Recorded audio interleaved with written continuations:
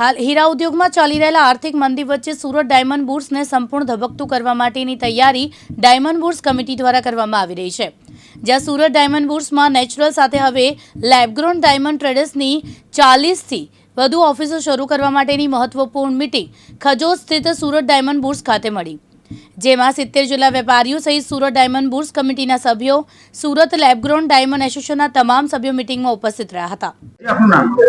Arvind દાનેરા diamond. Arvindbhai, આજે મહત્વની બેઠક શા માટે બોલાવાઈ?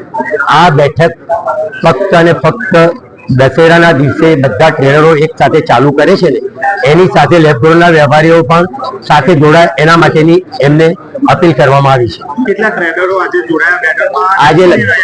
આજે 100 ટ્રેડરો જોડાયા છે। એના પહેલા પણ 4-5 મિટિંગો થઈ ગઈ, એલબી વાળા સાથે, સોલિટર વાળા સાથે, અત્યારે લેબગ્રોન વાળાની મિટિંગ છે। એવી રીતના અલગ અલગ ઘણી 4 થી 5 મિટિંગો થઈ ગઈ અને બધા જ પોઝિટિવ છે। ક્યારે ખોલવામાં આવશે? દશેરાના દિવસે, દશેરો એટલે કે 12 તારીખે, 12 ઓક્ટોબર। કેટલાક વેપારીઓ કહી રહ્યા છે કે હાલમાં મંદી છે, કઈ રીતે આવી? મંદી, તેજી મંદી તો આવ્યા કરે ભાઈ, મંદી આવી એના માટે કઈ ટ્રેડરો તો ત્યાં પણ ટ્રેડિંગ કરવાના, અહીંયા પણ ટ્રેડિંગ કરવાના, તો એમાં કઈ મંદી તેજીના હિસાબે એમાં કોઈ એવો પ્રોબ્લેમ નથી।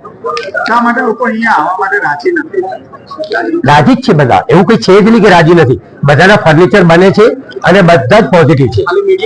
મુકેશ ગુરવ, દિવ્યાંગ ન્યૂઝ, સુરત।